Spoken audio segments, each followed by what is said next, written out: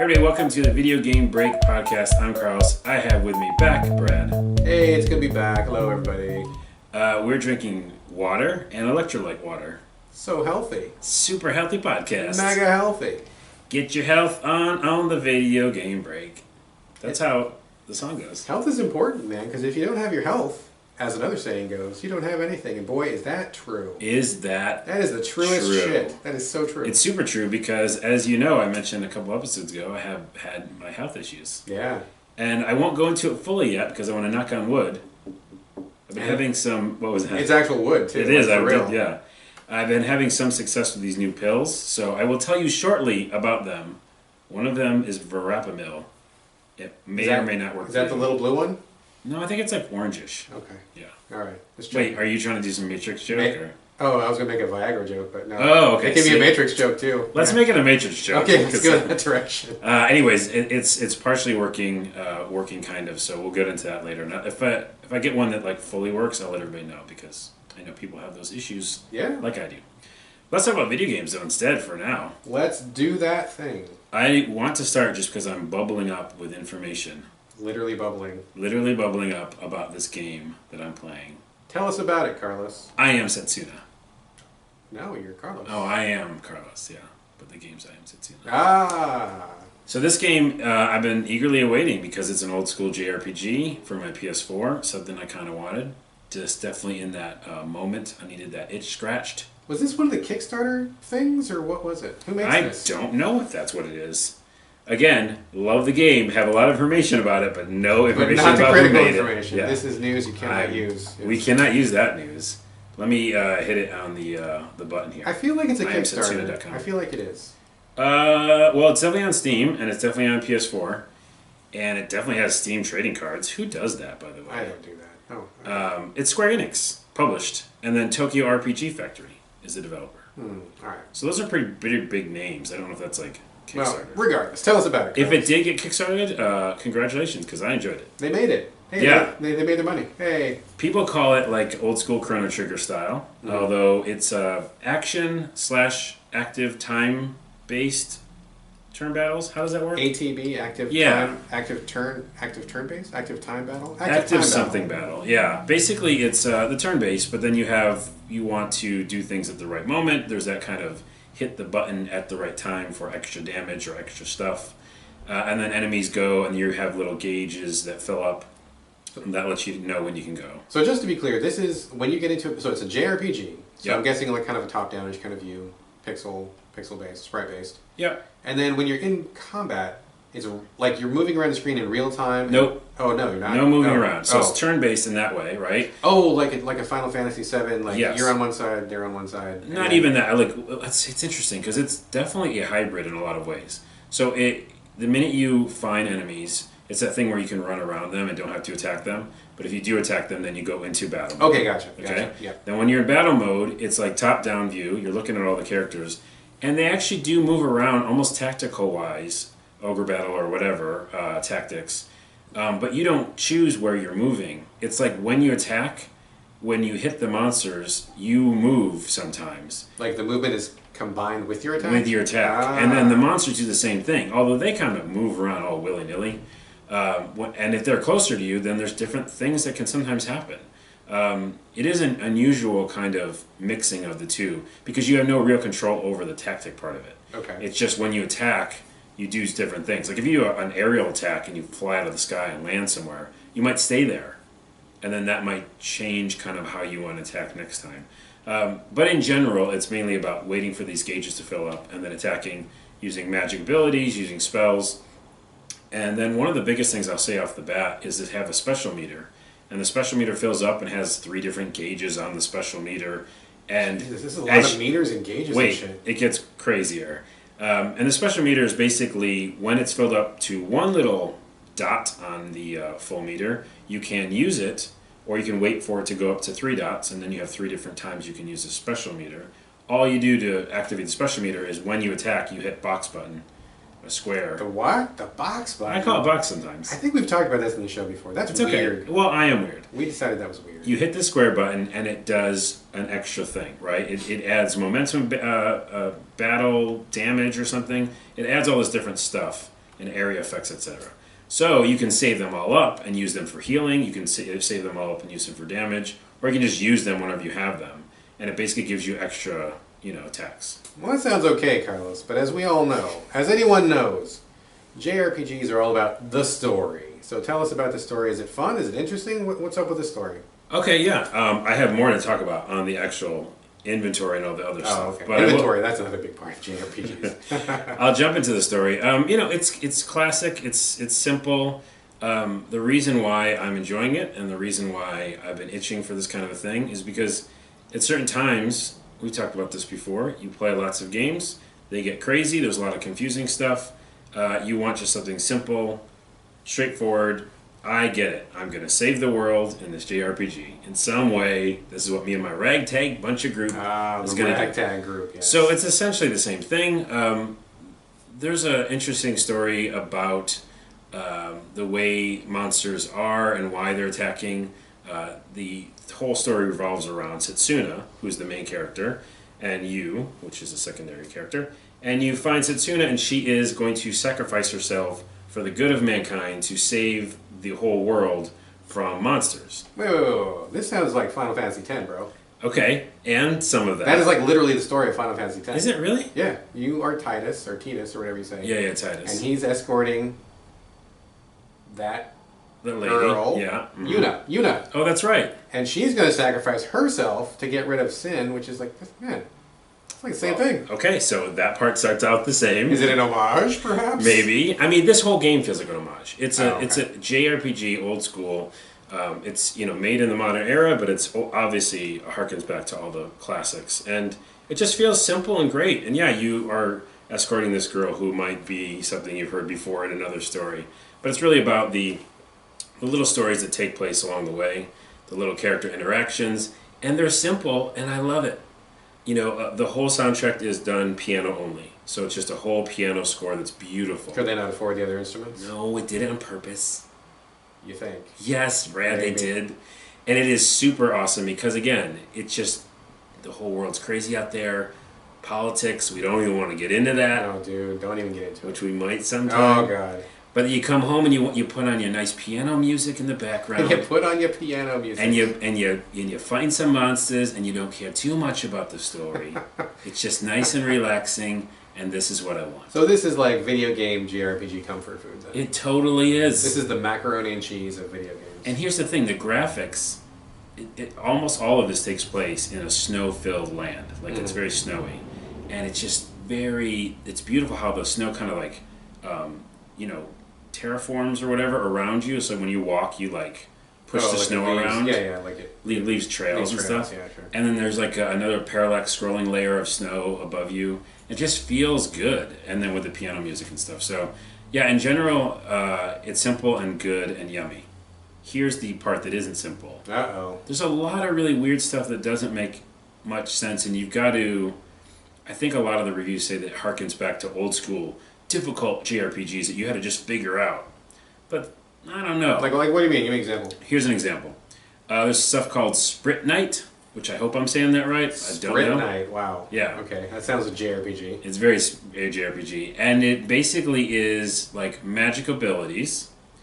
And in order to get Sprit Knights for your characters, you've got to go to this special guy, and he lets you sell him all these different things you find that the monsters drop. Okay? Okay, sounds like an item shop, sure. Right? But the things the monsters drop are real weird. They got crazy names like Avalanche Kelp and Philosopher's Garlic. That's good garlic. That's good garlic. Makes you real pasta. smart. Yeah. King Onion and Perfect Snowballs, which, by the way, fetch for 50 gold. Perfect snowballs. It's a perfectly round snowball. You give him these things, and then he allows you to buy a Sprit Knight. But you don't really buy it, you just get it because you sold him all these things that you needed to make the Sprit Knight. And the Sprit Knight does things like special, magic abilities, damage or defense or area attacks or whatever.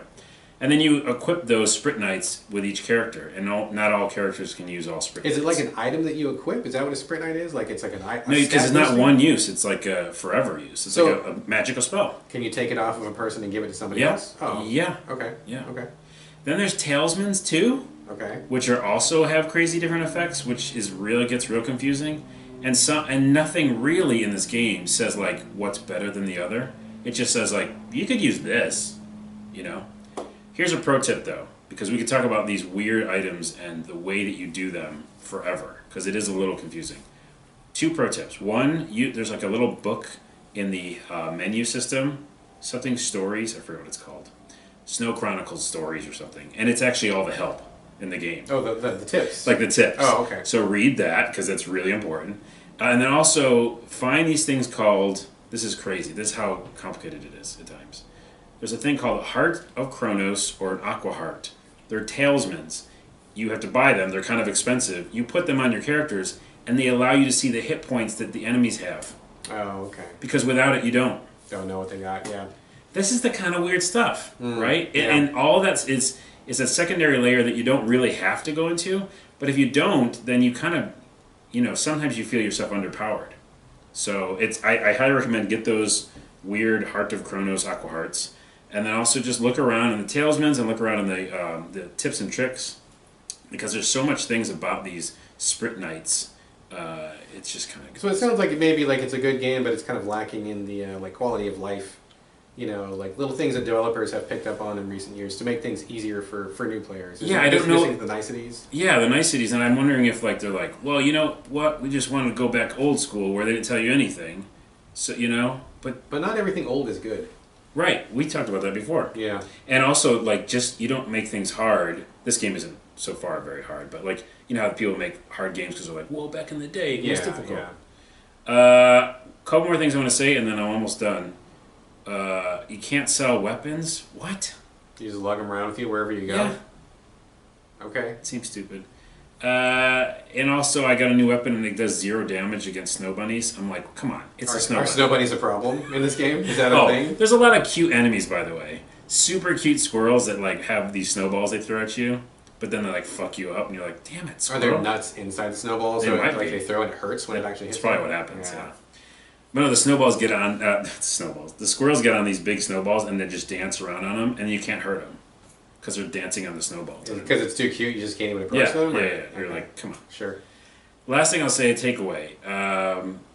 That I just enjoyed this very satisfying, straightforward, save the world game. And what I forgot about, because I don't play a lot of these recently, is that there's something simple in just hearing, because again, the real world is a tough place. You don't get like a lot of support.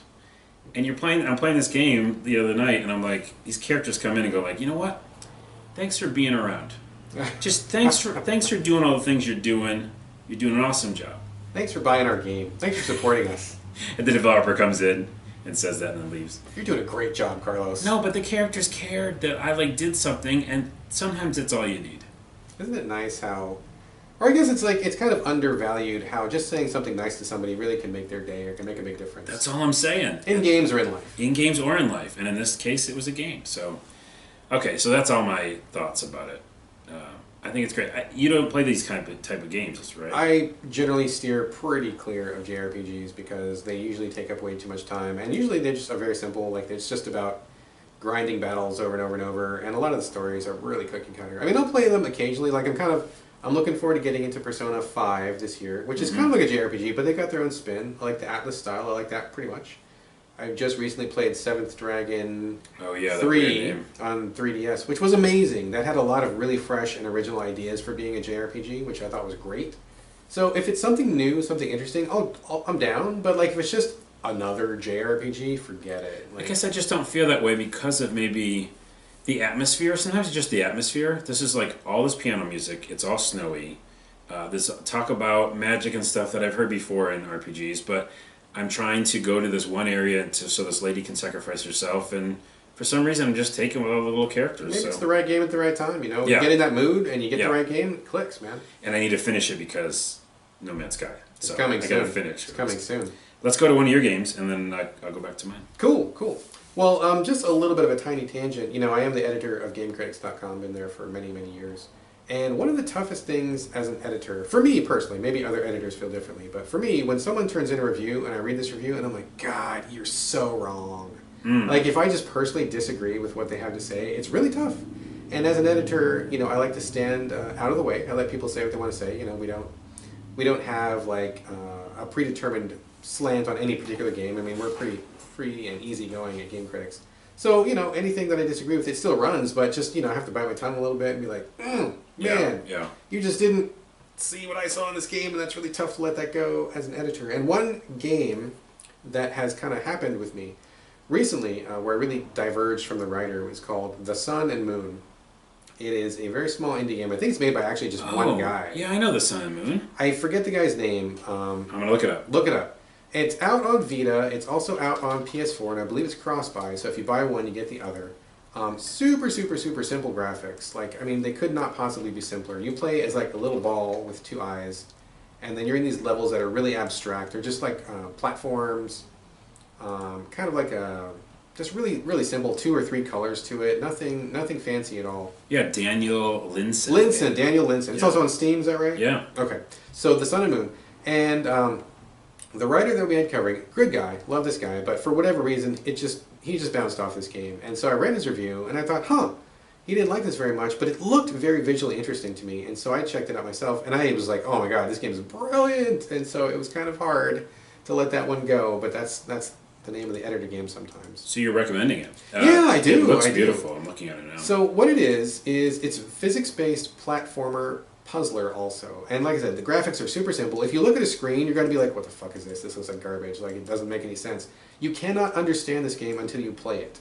And even after you play it, it takes a few minutes to understand what the hell is going on. But once you get it, it's like, this is awesome. Yeah.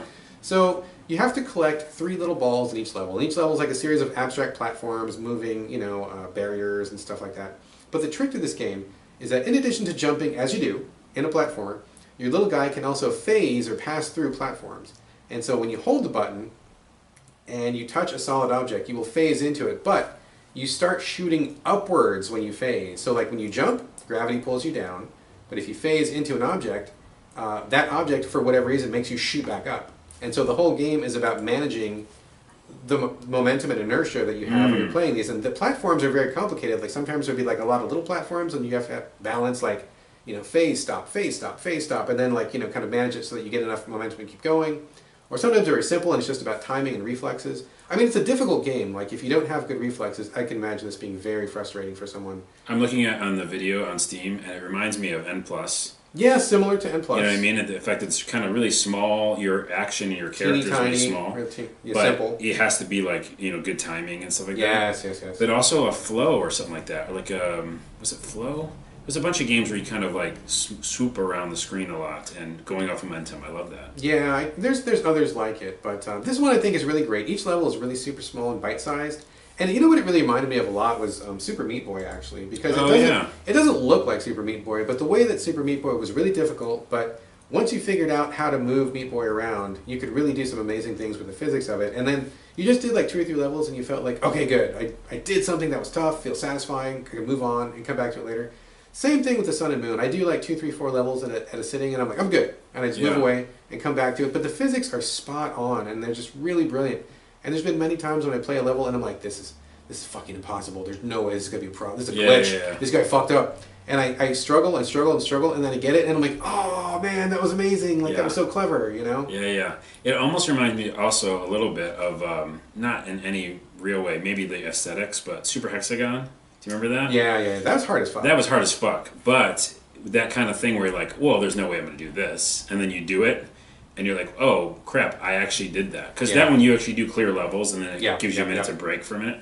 But that the art style is also very similar. It's very simple. Very minimalist, super simple. I give it a really, really strong recommendation. And I am kind of sad that our reviewer... so the review that's going to go up on Metacritic is not really super positive, which kind of bums me out because he didn't like it. But, that's his opinion. I respect it. But for me, I thought it was pretty amazing. So well, check it out. Sun and Moon is on Steam. It's only $7 on Steam. That is a good price for that game. Price. That is a good ass price. Another game that I thought I just totally forgot about and was off my radar was Dex. I finally played it. Yes, Dex. Have you played it? I did play it. In fact, I think I mentioned it to you, didn't I? Was not the one? That's right. You did. Yeah. And I was like, oh, that's right. That game. And it was like $20 on PS4. Yeah. So I really like this game. So what is Dex, Carlos? It's a cyberpunk side-scrolling action RPG. Isn't it kind of like a 2D Deus Ex? You could say that. Kinda. Yeah. It's like Double Dragon Final Fight mechanics. Yeah. You basically are punching a lot. You punch a lot. A lot of punching. A lot of punching. And jump kicks, which actually do pretty good. Yeah, jump kicks. And basically, you RPG, so you have a skill tree, and as you level up, you unlock new movesets. I can't see a lot of things that I'm unlocking, like skill-wise. I just feel like it's mostly moves. Mm-hmm. Like I don't feel like I'm getting like that much better at damage and stuff like that. It's negligible. You know what I mean? Gotcha. It's mainly about like, okay, now I can jump kick. Right. And then at some point in the game, you open up hacks, which is hacking the internet. I heard hacking and lockpicking is where it's at in that game. Hacking the internet is actually fun because Yeah, it turns into a twin-stick shooter. Like you are literally like a weird little thing floating around the screen and shooting at viruses or whatever, unlocking programs that are bad, and shooting things and then capturing things. And it just feels very good. Like it feels like, again, almost like the game you just mentioned. It flows well. Yeah. So you do want to go in there. Unlike in Fallout, the new Fallout DLC, where they tacked on some hacking game. It's fucking bullshit. It doesn't make me feel good at all. It makes me feel uncomfortable and angry. Hurts your feelings a little bit. Yeah. And in this one, it feels good. It feels like, okay, I want to stay in here and do these kind of levels. So, and it seems like, I'm not sure, I could look up the developer, but it seems like some of the English is a little off. I think they're from, I want to say like Sweden or Norway or something like that. It's a smidge off. It's not a Chimera set of action. Wow. Oh, you weren't here for that What? podcast. No, what was that? Chimera is a very fun game that's like Fallout 1, but all of the dialogue is insane. Really bad. I mean, they didn't translate it. They translated it, but it's... They put it in Google Translate, just copy and paste It's it. crazy, but it's very funny because of that. I still highly recommend that game. It's very good combat, like Fallout 1. But anyways, it's not that bad, but it's noticeable. You're like, I don't know if you should say it that way. It's a bummer. But I didn't let that get to me because it's just still a fun game. The art is cool. Very cool cyberpunk 2D, simple graphics. I liked it. You know, I liked it a lot, and I jumped into it like on release day, and I really liked the vibe. It's like really dark, and the art that they did with the pixel style art is really nice, really sophisticated. But one thing I gotta say, I didn't finish it. Like I kind of bailed, and the reason that I bailed, it sounds weird, but because that game doesn't have a map. Like you never got a map, right? I was going to talk to you about that. Did you get a map. Oh, you did. But the map still wasn't good enough. Oh no. Because the map was for the sections, the big sections. So at least I knew which section I was going to do. But then when you get in there, there's all these doors. And when you go in a door, sometimes it brings you somewhere else, and you're like, okay, where am I now? What we needed is an inner map. Like, like a city map or something, and then like a world map. So all I've got so far is a world map. So I at least know that I'm in the right area. Like, I'm in a certain place of downtown. See, that bums me out, man, because it's hard to describe, but this game is pretty rich. There's lots of levels to each area, lots of doors to go in that take you to different places, and it's all 2D, so I can understand how it might be difficult to put that on a map. I mean, I would like a Metroid-style map where you can do it. I feel like you could, but it really bummed me out because I started wandering around and people were saying, well, go to this place. Yeah. And I didn't even know where it was. And then once I got there, I couldn't remember how to get back. And like just kind of wandering around is like, no matter what game it is, if I'm just wandering around and I'm not sure where I'm going, it's a huge turnoff for me. You're out. I feel like I'm just wasting my fucking time. Yeah. It's like one of those things where if I don't like an app enough, I just delete it. Yeah. It's the same thing. I was very similar. I was like, okay, I don't know where to go for a while. Yeah. So that's if it had a map, developers, if you're listening, if you had put a map in this game, I would have played it to completion. Like I guarantee you. But because there was no map, or at least not a map that I got soon enough, I was like, I'm done. I can't spend time on this. Oh my goodness! Speaking of maps, I was going to show you this before you got here. I'll show you. But I'm here now, Carlos. But you're here now. I was going to show it to you before you got here, which means you wouldn't have seen it. I still wouldn't have seen it either. Brad, do you see this? No, because I'm not here yet. Brad, it's like an hour of that. No, I saw this tweet, which is an image of Dracula's castle, and it's a map of it. From what, Symphony of the Night? I don't know which Castlevania game. One of the Castlevanias? Yeah. And it says, Dracula angrily to architect. No, this is exactly how I want it. Because it's madness. That's got to be Symphony of the Night. Okay, yeah, it's like castle. Crazy fucking castle. Yeah. Nice. Well, I wanted to talk about... Oh, well, wait, you have another game, don't you? I got a couple extra games, man. Well, I have a bunch of things, too. I want to do a quick shout-out to... Native is a game that's a 2D side-scrolling survival type game with a cute main character. I just got a code for it, so I'm going to check it out. I'll mention it on the next podcast. Is this Steam? It's Steam. It's actually just a file right now I have on my computer. Oh, okay. That kind of a code. But I'm really interested in it because it's a survival game. Okay. But 2D side scrolling. So I don't know how many we've seen of that. I mean, similar Terraria has Terraria, I was those thinking kind of Terraria, things. yeah. But this is a cute little character and it's just neat. So native, I'll talk about that next podcast.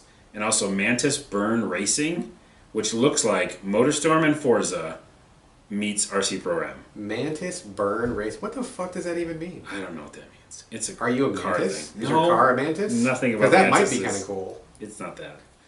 I'm also going to check that one out for next podcast. So just kind of letting you know in advance. Mantis Burn Racing. It looks cool. I mean, RC Pro Am style, right? Top down Yeah, view. sure. Or what's the other one? Super Off Road. Super Off Road. Yeah. Yeah, For people just like old enough that. to remember. Yeah. Yeah. And then with better graphics. So, what's the games you have though? I got a couple more. I want to talk about Headlander real quick. That was the first installment in Sony's current Summer of Indie program. They've been doing it for a number of years, and this is their new lineup. Sometimes they really hype it a lot, and I feel like this year's has gotten a pretty good amount of hype.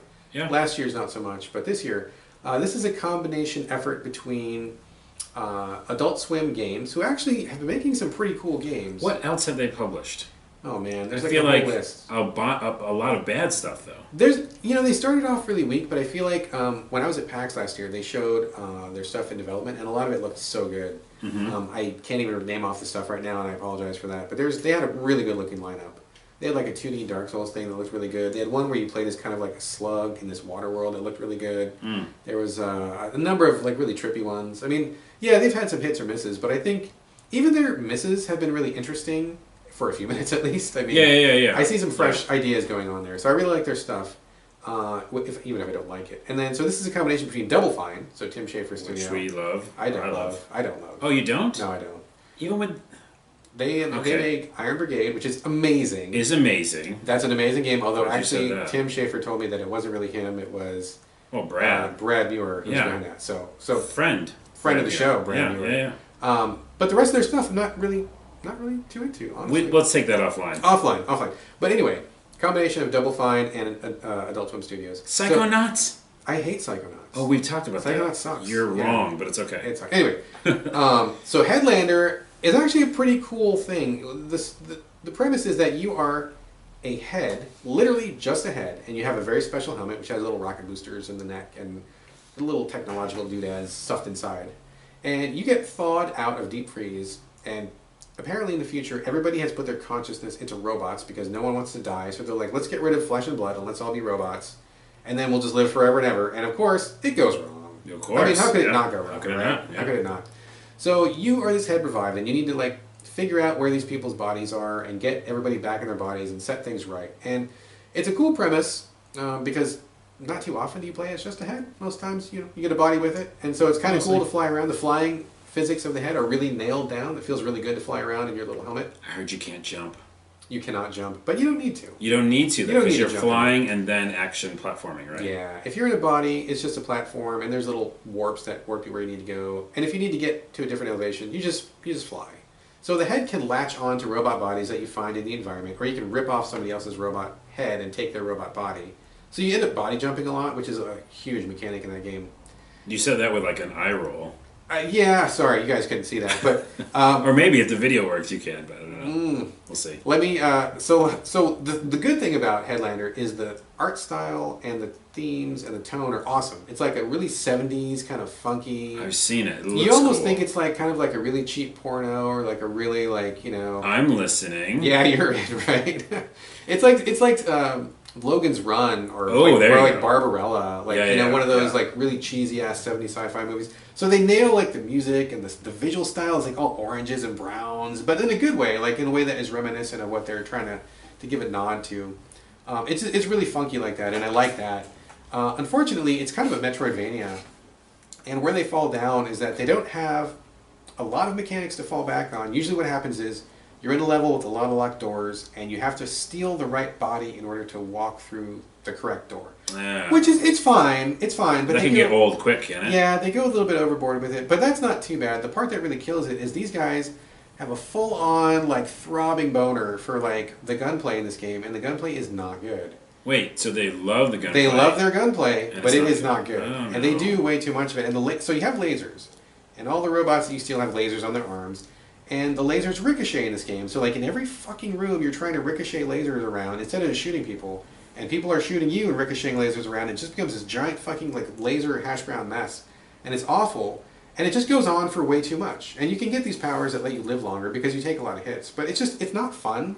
And I think that if they had focused more on making it puzzly, or maybe having more dialogue, or maybe making it more like a traditional Double Fine game where it's like really jokey and kind of, you know, something like that, it would have been better off. But they lean really hard on the gunplay, and it's just not good. It sounds like it gets like bullet helly in a way. Almost a little bit, yeah. Certain levels where you're just like, oh my god, there's way too much shit going on the screen, and you just die. I mean, and they give you like a bajillion save points, which is good because you can die a lot in certain rooms, and it's not super frustrating, but it's just like annoying. Where it's like I wish this was better, you know. They I heard people say that they love the aesthetic. Oh, it's great. And it's great. It just sucks when a game has that main gameplay mechanic that you get frustrated with. Yeah. Because you're like you want to see it out to the end, and you want to hear the jokes, but you don't want to have that. Yeah. It just needed more dialogue. It needed more puzzles. And I gotta say, there's a few points that are supremely frustrating in the game. I got to the end of the game, and I was literally like one room away from the last boss, and I was about to quit because I couldn't figure out what I was supposed to do.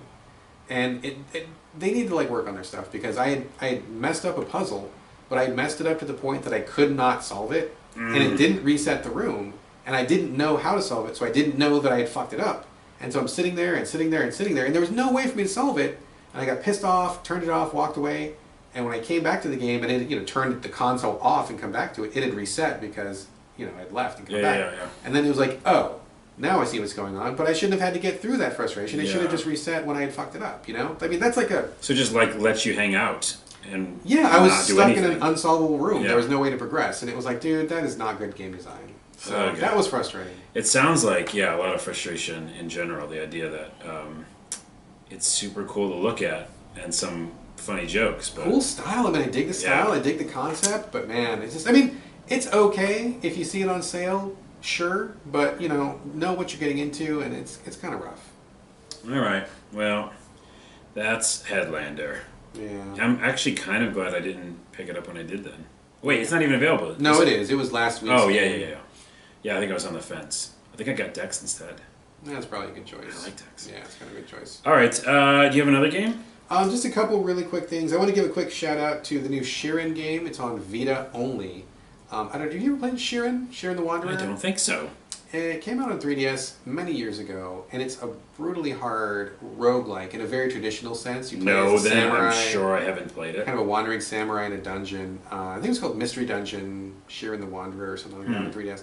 That game on 3DS is amazing. Like, if anybody wants a really good-ass roguelike, that's one of the best ones I've ever played in my life. Okay. And this new one on Vita, I wanted to talk more about it, but I just did not have the time. I used up my 42 minutes on sex, and I just, I had no time. Wait, really? Oh, all wow. 42 minutes, I know. It was a good night, but no time for games. Yeah. But so far, I'm into it, man. I really, when I'm done here, I'm going to go back and play it when I get home. But, the graphics are tight. They're on point.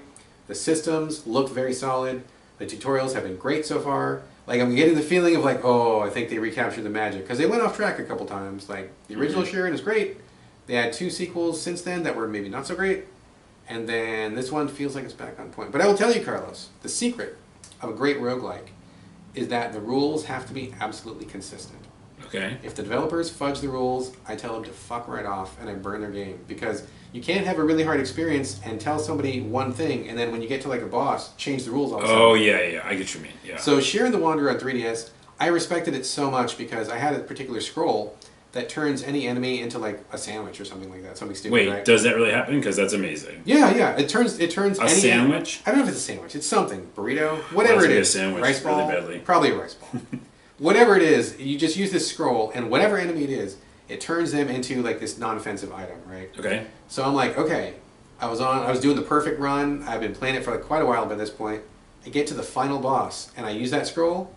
Done. Killed him, turned him into a sandwich or something, beat the game, and I'm awesome! That is awesome. Awesome! Because it took the rules that it gave you. It teaches the rules. Kept those rules. Absolutely consistent. Now, I played one of the later sequels, and they broke the rules, where I had one of those items, and it did not work on the boss, and I'm fuck you, turn this off, you're done. So I'm hoping that this new one will stick to the rules. If it does, I'm going to love the hell out of this. All I know is that normally I stay way, way away from roguelikes. Yeah. We all know this. Yeah. But any video game that allowed me to turn my enemies into a sandwich.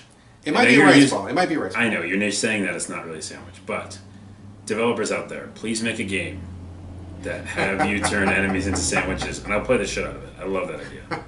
But then the sandwich has to like still be able to talk and stuff, and be like, Talking "No, sandwich. you made me into a sandwich." Eyeballs on top of the sandwich? Probably, yeah. Maybe. Or maybe like green olives. What's Two the green tongue usually? It's like a piece of lettuce. no, or a something. tomato. Tomato. Oh, it could be Yeah, a tomato. yeah, yeah.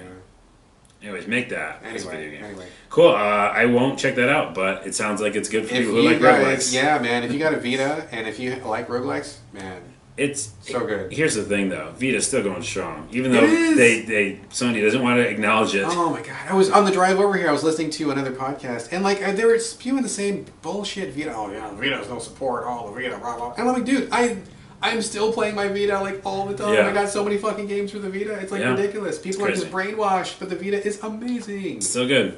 You know what will take place of the Vita is the new Nintendo NX. Possibly. It looks like a Vita type thing from what we see. There's been a lot of chatter about that lately. Do you want to talk about that for a minute? Yeah, let's talk about it for a minute, man. That's a It's natural not on segue. it's not on my agenda. What else? But We're gonna just wing it. we put up a post as soon as it happened on our website. The random strangers did. Yeah, somebody. Yeah, see. One of those strangers. What up, random strangers?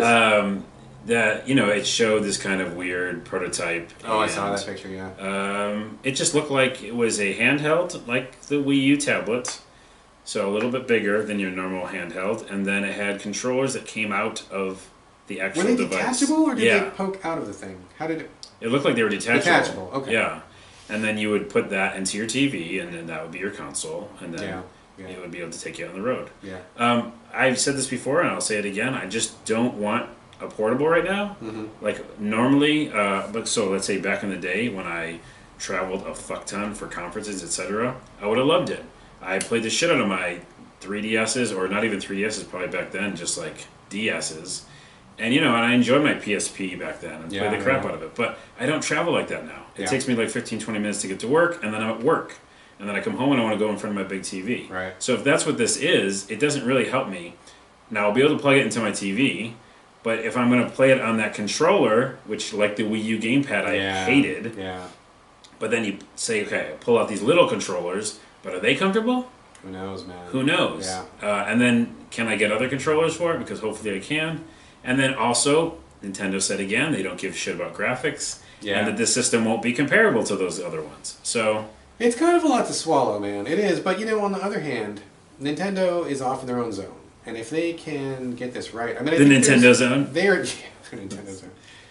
They're. I don't think anybody in their right mind is expecting them to step up to Microsoft or Sony, or really just Sony right now. Yeah.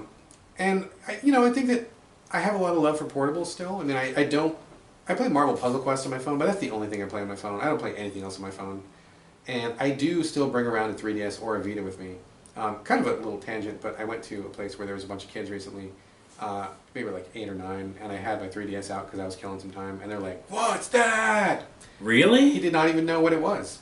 Weird. And I'm like, "Oh, it's a 3DS." He's like, "Oh, that's one of those old things." What? And I'm like, "Oh shit!" Oh Like, man, we're ancient then. totally. But I will say this though, if it's good, I mean, if they get a lot of games and get some support on it, I would be down because I think that would occupy space that is not in competition with the PS4 because the PS4 owns my house right now.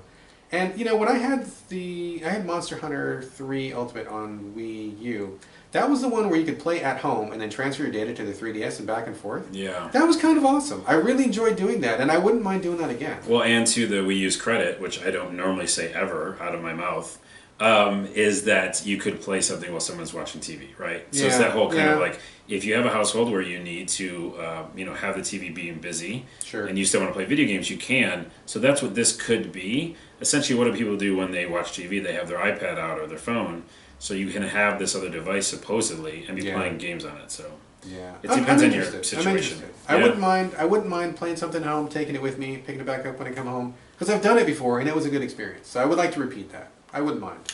We'll have to see, but we think that's what it's going to be. And what do you think, Internet/Video Game Break listeners?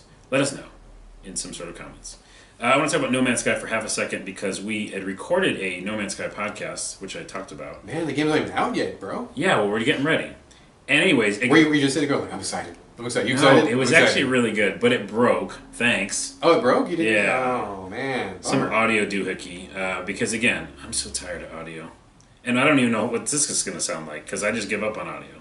But anyways, it broke. We're going to do it again. We're going to re-record it. We have a lot of stuff to talk about, especially now. A bunch of stuff came out, some news. We will save it for that. I will record that soon and put it up before the game comes out. When is the which is release very date? soon. It's- August 9th. Oh, that's very soon. It's very, very that's soon. Like It's in a what, Tuesday. A week and a half or something? Yeah. It's a Tuesday, I believe. August 9th, Tuesday. Like a week? A week and a half. Yeah. 1, 2, 3, 4, 5, 6, 7, 8, 9 days. Just a little bit more than a week. Oh my goodness. It's very soon. So I'm taking the day off. Are you from work. really? Oh yeah. Oh, Oh, yeah. man. Oh yeah. So I'll download it Monday night Mm-hmm. and start playing it, and probably not go to bed, and then wake up at some point later and then play it all day. But yeah, I'm super excited. You know that. Right on. Right So we're on. gonna do the podcast again. Sorry that it got messed up. Audio gremlins. We'll put it up, and I just want to mention a couple of things because it's not up yet. One of the tracks came out from the soundtrack already, so you can listen to that now. Okay. And that's something that doesn't. It's not a spoiler, so you should check it out. Go ahead. I Oh. got to add something. Go ahead. You check out that thing. I don't know what the name of the song is, but I'll put it in the show notes. What were you gonna say? I heard that if you go to Pornhub today, there's a ton of in-game footage on Pornhub today. Because Pornhub is now the go-to site for like bootleg and illegitimate videos of games. Really? They did that for Fallout 4. Oh, that's right, they did do it for Fallout They did 4. it for, I think they did it for Overwatch. They did it for a couple games. Anytime there's a game... Overwatch would make sense because of all the Overwatch porn. Totally. But anytime there's a game where it gets taken down off of YouTube because YouTube will play it, it goes to Pornhub. Crazy. And they play game. Because those guys are gamers, right? Apparently they're gamers. They like their porn, but they also like their games. That is true. That is a good segue, though, because we put up a post a little while ago. Nick did, not a stranger. And he put up a post He's about... the king of the random strangers. Though. He He's is, the he prime is. random stranger. He is. What up, Nick? Like Peter Pan, like with the doot and the little rats come. No, that's Whoa, terrible. That's bro. a bad. That's a bad whoa. one. What? Anyways, he put up a picture of this guy who got the game early somehow, and then immediately started playing it and putting up videos. And then the video that was on our site got taken down immediately, like you said. Okay. Even though it was like Daily Motion or something, they still took it down. Yeah. And then I don't want to see it anyhow, right? Like I don't want to be spoiled. But yes, so some of the stuff that got taken off YouTube supposedly went over to Pornhub. Yeah, it's a Pornhub. Well, here's the point I was going to make. Don't watch it, you idiots. Sean Murray just did a tweet and said, like, hey, we spent years and years on this thing. Don't ruin it for yourself. Don't do this.